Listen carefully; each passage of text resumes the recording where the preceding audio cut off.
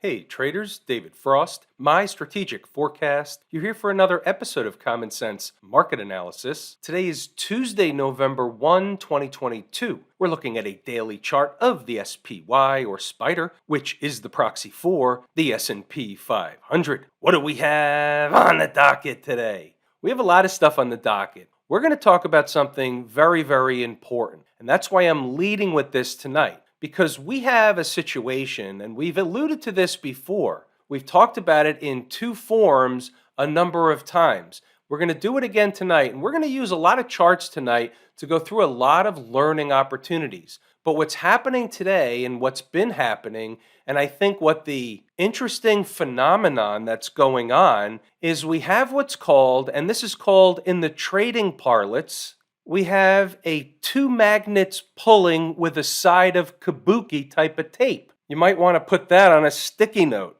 What exactly is that? Well, let me explain it, and then you'll understand why I'm leading with this tonight. We'll get to the gap and crap. We'll get to the gap that was filled and the crap that ensued afterwards, and whether or not that is actually the end of the rally. That's the horizontal line you see on the screen at around 390.15. That's the number they played games with Friday night. That's the number they traded away from yesterday slightly. Narrow ranging day, inside day. This morning it looked like they were going to complete what I call as the fake out operation and actually go higher, meaning the fake out was Friday, they come back down, and then here they would go higher. I ended up being incorrect in that assessment. We ended up with the gap and crap scenario, but I think there's something bigger going on, and certainly it's going to get one kind of boost or another, most likely tomorrow afternoon after the FOMC announcement, which is also known as Kabuki Theater. Let's get back to the two magnets pulling concept. So magnet number one, we talked about this inverse head and shoulders. Here's your left shoulder, your neckline, your head goes down to the low that was made, and then you made a right shoulder, and for all intents and purposes, this pattern from a head and shoulders perspective is valid and also has a target higher than we've already gone, higher than today's high. We'll call it 295, give or take for argument's sake. But wait, there's more. We had another one that was somewhat larger in scope. This one has a left shoulder here.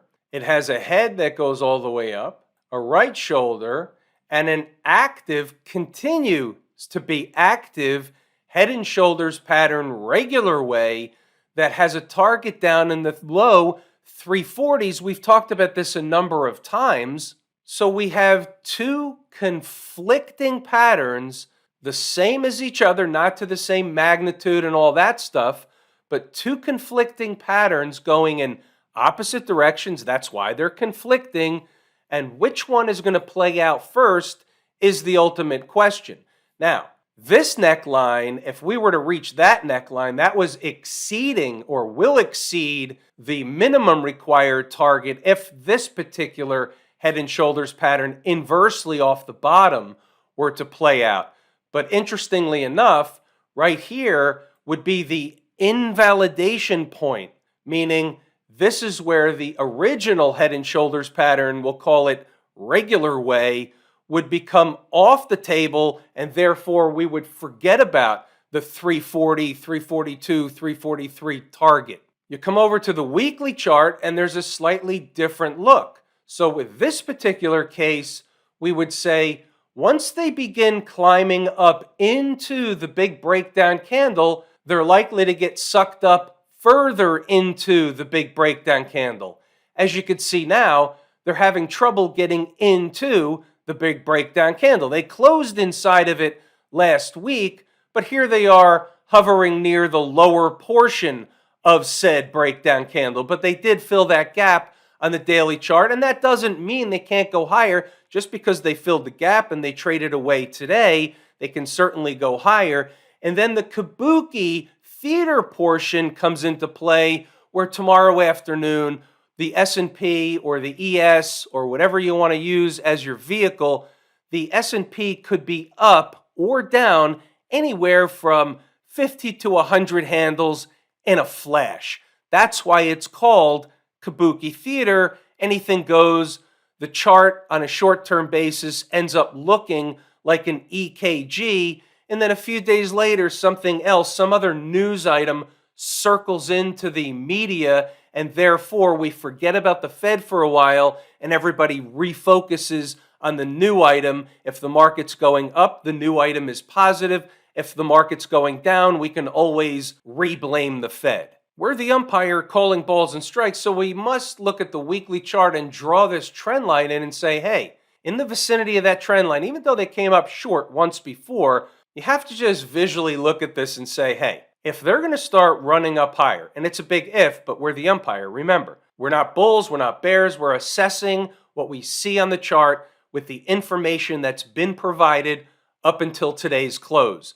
That's what we do. If they start pushing higher and they start making a run for the upper portion of this breakdown candle, the one ending, the week ending 9/16, then you won't help but notice the trend line that's above. And if they spike above, and it all depends, right, on when they would get up to the high of that breakdown candle, if they can get up there at all. Because think about this. You have a downsloping trend line, so the more out in time it goes, the lower price will be if it hits the trend line. It could coincide with the breakdown candle high, depending on when that, if that were to happen. Just looking around the horn, seeing what jumps off the page. Doesn't mean it's going to happen. It means we have the awareness that all the things we talk about, for all the reasons we talk about them, can happen.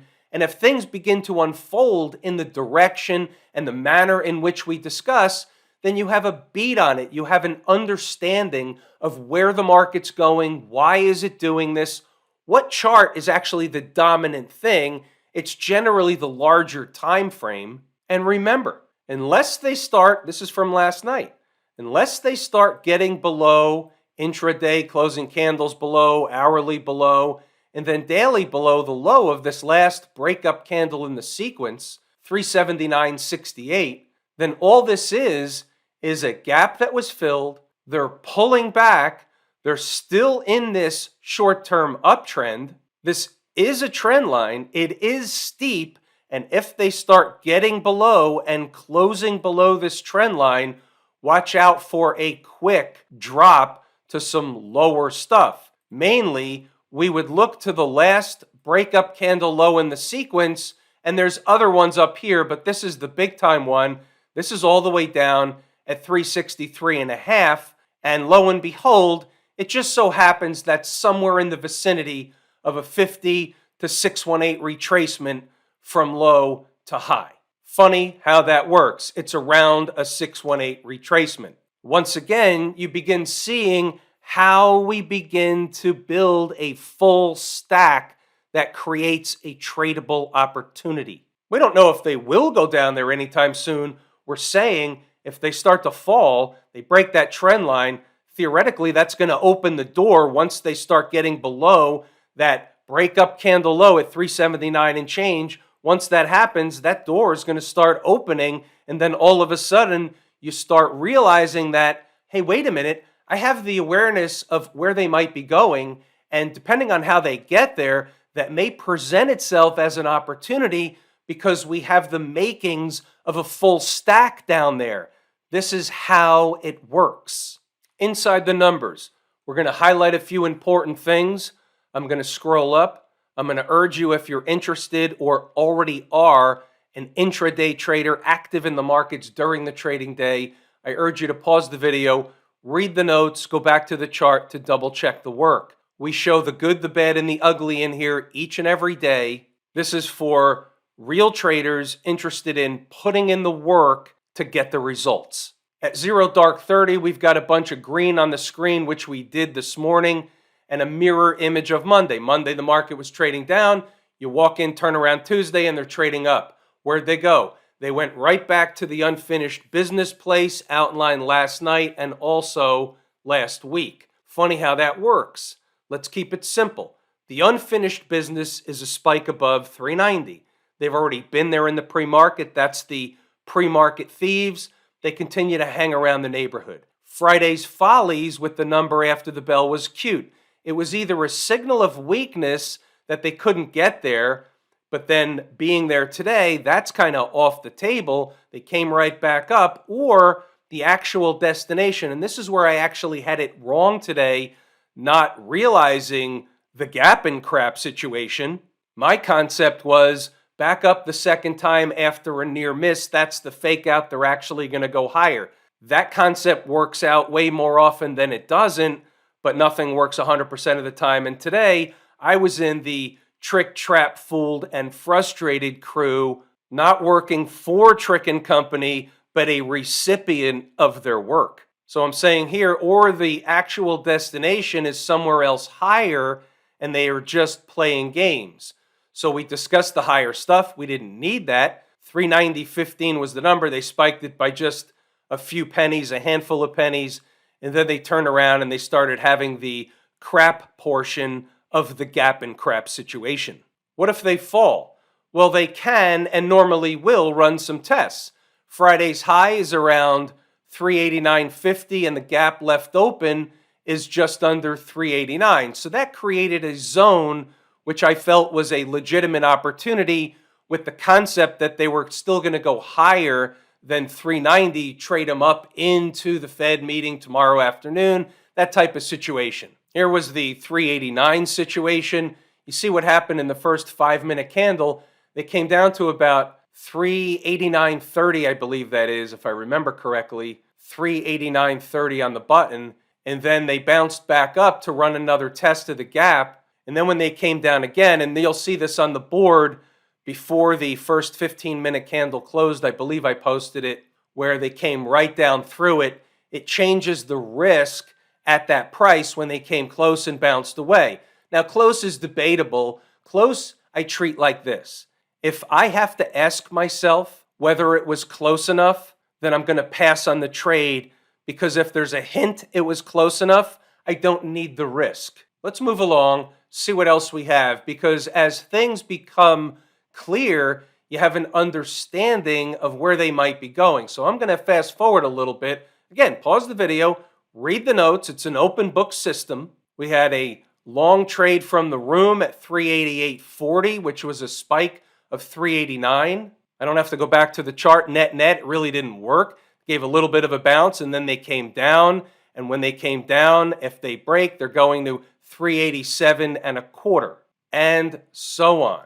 Gap and crap variety below 385.25 opens the door for another leg lower. They can spike it, but staying below is the bear case. 384 is important. 10:08 a.m. With a give or take, that was pretty much the end of the road today, but had they started pushing below 384, there was another leg down, and you'll see that in the notes. Pause the video, read the notes, go back to the chart to double check the work. The door would begin to open below 384 for 382.60 and then 380.75. Read the notes, go back to the chart to double check the work. We will circle back to stocks on the move, but first, when you read the notes, do it with purpose. Put a line on a chart, for example, with the numbers you see on the board. Read the commentary. See what happened around the numbers. Did it create a bull-bear battle? Does that tell you the number's important?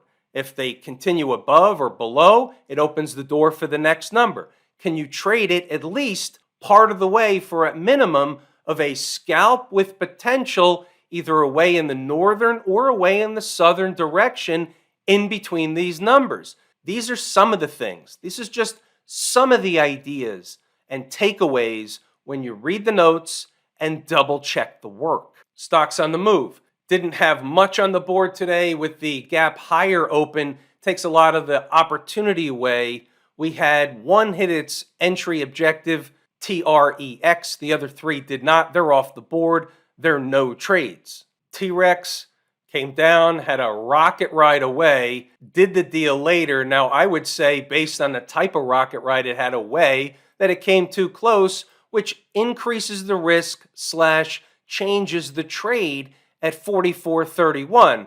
Either way, the takeaway is the numbers work. They did the minimum required base hit and then some. It went up, I think, over 2%, which is a nice little pop from a scalp with potential day trade opportunity, hit and run business. These are not marriages, these are cup of coffees. Before we move on to some of the other markets, let's check out other charts. Let's see what's confirming, what's saying what from a visual perspective. For example, on a 240 chart, do we have to say this is a reversal candle, or can we say this is a reversal candle? Are they still eating time off the clock? Is this in a bullish or bearish position? What's the story? First thing I look at is the makeup, if you will, of the candle.